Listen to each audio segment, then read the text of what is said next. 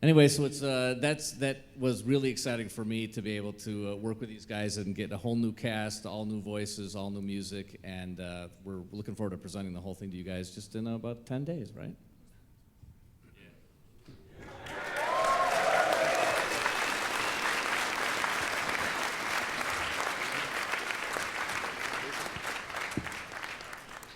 So there's one more video in the story section. Lee, do you want to set it up?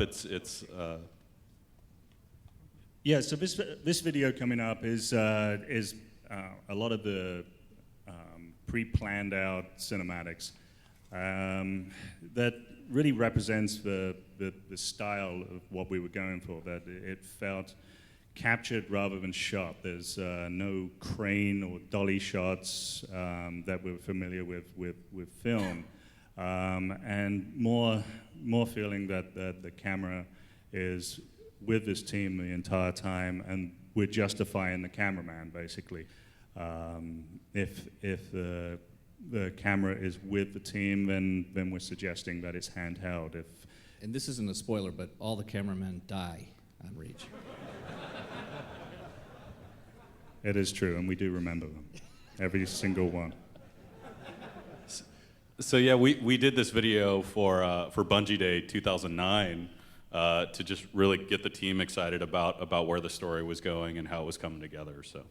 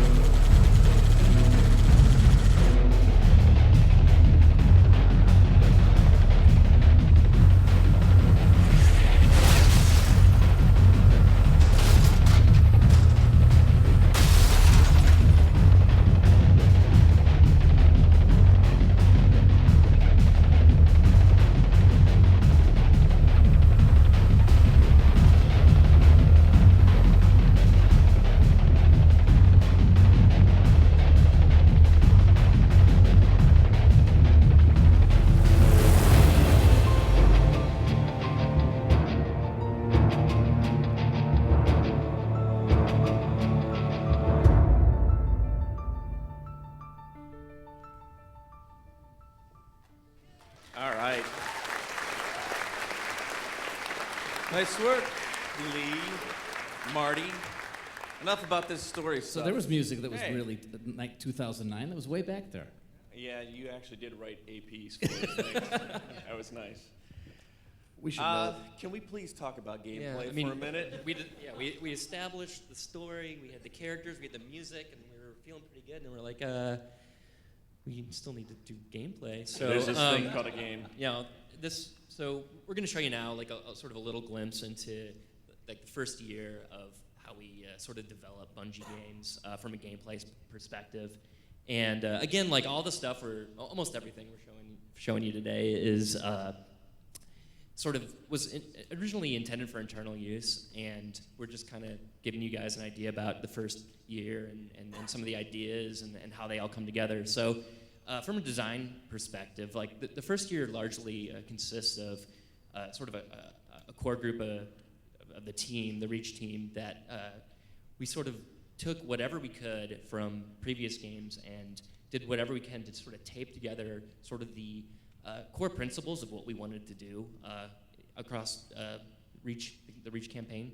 And what we ended up doing was, after about a year, when we brought in most of the ODST team to actually make the game, we sort of presented a video that we'd put together that sort of establishes some of the high points of the gameplay. And the kind of cool thing about this video that I like is you can start to get a glimpse of what final gameplay and missions made into the game, but there's also some stuff that for whatever reason didn't make it in, and there's all sorts of stories and reasons why that stuff happens. But it's kind of a cool little video, and this again is from like 2 years ago. This is by no means a preview of the game or anything like that. It was originally meant for internal use, but yeah, here's that video.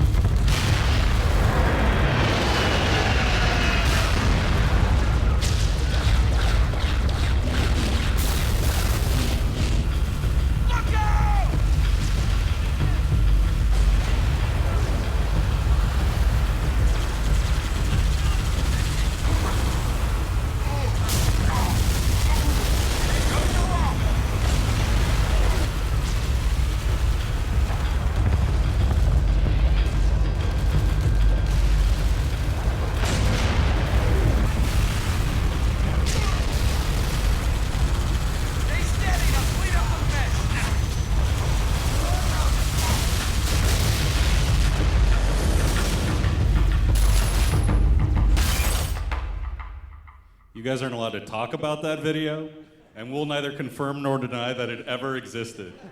You know, it is always kind of, I know, a little bit sad to see things that look awesome that you won't be able to play in Reach, but rest assured, guys have been making Halo for a long time, and only the best stuff does make the cut. But you may not know this, Marcus has been trying to get a boat into Halo for about 10 years now, and right? I mean, even very early on, you had a dinghy concept. We spent 6 man-months on that thing, trying to get that thing up and running. But yeah, we actually, in the very early stages, back in '98, when we were building the first Halo game, we were building it off of the Myth engine back then, and we actually had islands laid out that were the basic founding blocks of some of the terrain that you would explore on Halo itself. And we could actually ride boats from one of those islands to from island to island, and it actually took us about 2.5 hours to drive up, some of our maps we made. But that was, proved not to be too fun, so we cut it. So I think. Do you guys want to talk about gameplay? Anything else from the gameplay prototype side, real quick? Because I know one of the other big gameplay additions, obviously, to Reach is on the sandbox side is armor abilities, and that obviously went through similar process of iteration and trial and error. Anything fun there to talk about, Sage? Sure. I mean, definitely while all this was going on, you know, I had come onto the team. I guess you guys had been going about 6 months, maybe 9 months when I came on. And so there are a lot of ideas that they'd already established that we needed to explore, space combat. We did spend some time on a boat, but the water hog, as it was. Is what you're saying, like, none of the bad ideas were mine? No, not at all. All the bad ideas were established when I got there. Space combat already existed when I showed up, and we just polished it and made it awesome. Yeah, 90% of the work is polishing and making awesome. So. No, but I think one of the things that was missing initially was the sort of the hook from a gameplay standpoint, right? And the previous games, you know, they'd done dual wielding for 2 and then equipment for 3, and you know, we had some concepts for how we could alter equipment and make it a little bit more consistent and move it into you know, a utility that you could use or rely on in standard gameplay. But at the same time, we wanted to keep that relatively simple, so that you only had to worry about one more thing in the, you know, it used to be the tripod, now we call it the golden box. So, you know, we started prototyping that pretty early on. And that was actually harder than I thought it would be to sell to some of the team. I remember Joe, still pretty late in the project, finally coming to me and say, I can't believe the equipment is this fun. I never said that. But no, I mean, I think that's obviously the major addition. You know, there's a lot of refinements and a lot of improvements, and you know, we remade a lot of the vehicles, but most of that is hopefully you won't notice. It will just be the same awesome hog that you've been driving for 3 games. And we did a lot of exploration with, like I was saying earlier, when we'd never done true human scale environments, and trying to fit the standard Halo gameplay into that. And obviously we backed off from that a little bit after the beta. But I think we've come to a really good, solid position. The game is really, really fun. And you know, it's that classic sequel problem where, you know, we want to give you more of what you love, but we can't just stamp out the same thing over again. So we have to find that balance, and I think we hit that very well.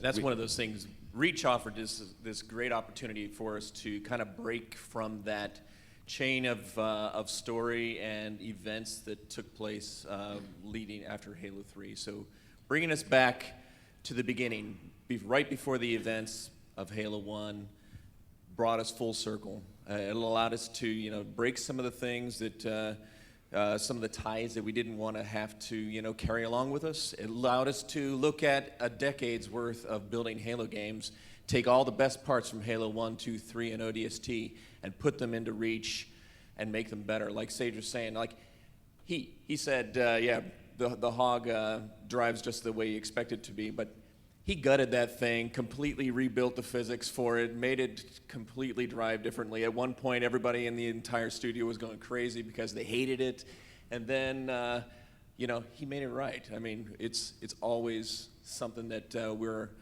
so critical of the games we're making. Everybody in the studio is very passionate about making video games, about making Halo, and we're always critiquing the work, always striving to make it better.